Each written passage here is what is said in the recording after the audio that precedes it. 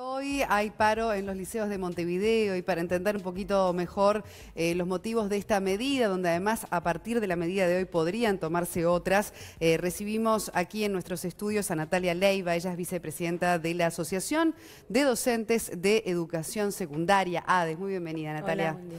Bueno, el paro hoy es por 24 horas en liceos de Montevideo y bueno, nos gustaría saber de qué se trata un poco la medida y sobre todo porque bueno, ustedes recibieron un borrador, ¿verdad?, del Consejo de Educación Secundaria con algunas pautas de trabajo para el próximo año, que es lo que van a querer revisar seguramente en esta instancia. Sí, la medida de paro optada para el día de hoy en los liceos de Montevideo tiene dos objetivos. Por un lado, establecer que nosotros entendemos que hay una disminución, hay una reducción de los grupos para 2019 en comparación a 2018 y por otro lado que los núcleos zonales y otros organismos de sindicatos se puedan reunir a lo largo del día para hacer las valoraciones que correspondan frente a esta reducción, frente a la cantidad de grupos que van a existir, las modalidades y el impacto que eso puede tener en nuestras condiciones de trabajo y en las condiciones de estudio de los estudiantes para el 2019. Bien, para entenderlo mejor, a ustedes en este borrador les llega un número de grupos que es menos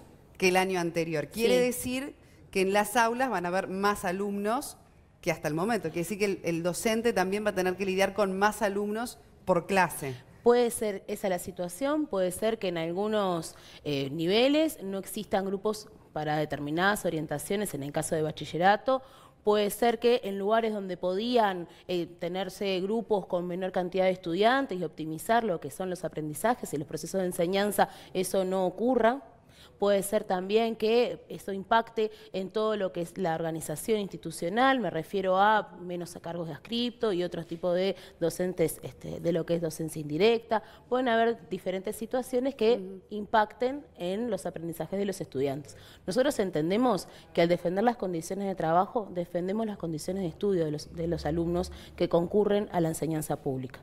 Y este proceso de ajuste que se está desarrollando va a impactar necesariamente en esta situación, no solamente por la cantidad de grupos, sino también por cuestiones de infraestructura, por la falta de equipos multidisciplinarios que aún seguimos denunciando y por toda una serie de situaciones que tienen una raíz presupuestal. Natalia, ¿no hay diálogo con el Consejo de Educación Secundaria? Porque ellos dicen, presentamos un borrador justamente para abrir una instancia de diálogo.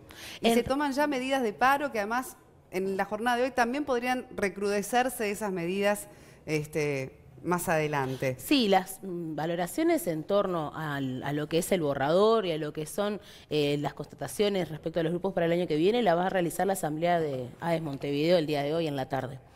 Nosotros lo que entendemos es que es necesario paralizar las actividades para desarrollar un análisis pormenorizado por parte del conjunto del sindicato y esto se puede hacer a través de asambleas. Y nosotros entendemos que lo importante en estos casos es la negociación de las condiciones de trabajo y la negociación de las condiciones en general, digamos, y de la distribución presupuestal que va a tener la enseñanza secundaria en el próximo año. ¿Ustedes consideran que de un tiempo a esta parte, cuáles han sido los logros de sus reivindicaciones, que bueno, este año por ejemplo han sido bien claros en seguir reivindicando mayor presupuesto para la educación, mejores condiciones de trabajo? ¿Hasta el momento consideran que se han obtenido igual algunos logros o por el contrario queda mucho por hacer? Queda mucho por hacer sin lugar a dudas porque, como decía anteriormente, la situación en general de lo que es la enseñanza secundaria depende del presupuesto. Y entonces, mientras el presupuesto siga siendo menguado, mientras las autoridades y el gobierno en general no estimen que es necesario apostar a por lo menos el 6% del PBI para neoyudelar y a otro tipo de cuestiones presupuestales, nosotros entendemos que todavía no están las condiciones generadas para una educación secundaria óptima.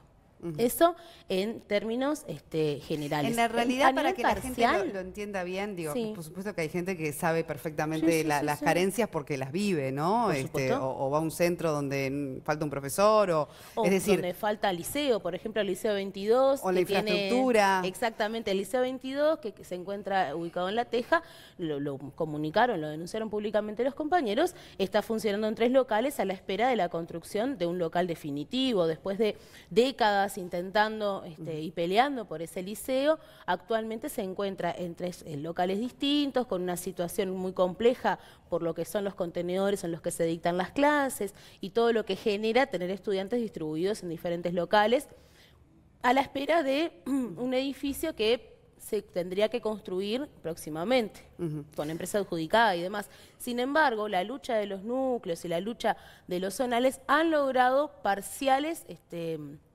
reivindicaciones. Nos referimos a la constitución de algunos, pero igualmente insuficientes, equipos multidisciplinarios y demás.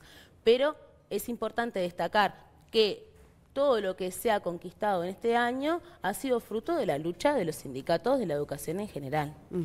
Ahora, más allá de todo lo que son hechos de la realidad, como las condiciones de infraestructura, bueno, las condiciones de trabajo, etcétera, que ustedes han argumentado más de una vez.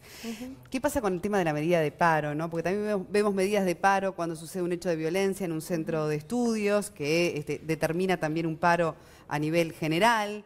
Eso que tanto asociamos como una carencia de la educación pública, que es la cantidad de días de paro, ¿no? Que también afecta, en definitiva, que hoy uno considere que quienes tienen que ir a la educación pública quizás tienen esa enorme desventaja que son los paros y las medidas de paro. La enorme desventaja que tienen los estudiantes de la educación pública son las condiciones en las que se desarrolla sus procesos de aprendizaje. Por ejemplo, un estudiante de un liceo público va a tener menos capacidad, menos posibilidades reales de acceder a libros de estudio, a mapas, a fotocopias gratis, gratuitas, ¿verdad? A toda una serie de elementos de materiales didácticos, de infraestructura y demás, que un estudiante en otras condiciones. Esa es la gran pérdida. Nosotros entendemos que la medida de paro es una forma de visibilizar y colocar los problemas que aquejan no solamente a los profesores como tales, sino a la educación en general.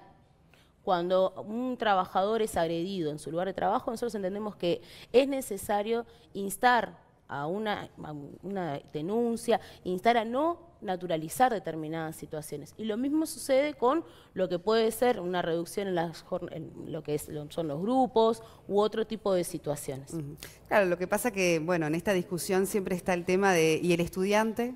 ¿Quién piensa, o sea, en ese estudiante que ese día se pierde un día de clase? Claro. ¿No? Si el estudiante fuera el foco de las preocupaciones de las autoridades y del gobierno en general, ya tendríamos otro tipo de presupuesto, tendríamos otro tipo de condiciones de trabajo y los estudiantes tendrían otro tipo de condiciones de estudio, ¿verdad? Bien, Natalia, entonces para ir redondeando sobre la medida de paro hoy que afecta a liceos de Montevideo, la idea es reunirse en asamblea. Cada centro de estudio va a tener su reunión en particular. Los núcleos sindicales están analizando lo que es el planillado para sus liceos y luego haremos una síntesis y las valoraciones que estimemos convenientes a nivel de lo que es la Asamblea General de Montevideo, que a su vez pertenece a la FENAPES, a la Federación, y luego se hará una síntesis a nivel nacional. Bien. Natalia Leiva, vicepresidente de ADES, muchas gracias por habernos acompañado. Gracias.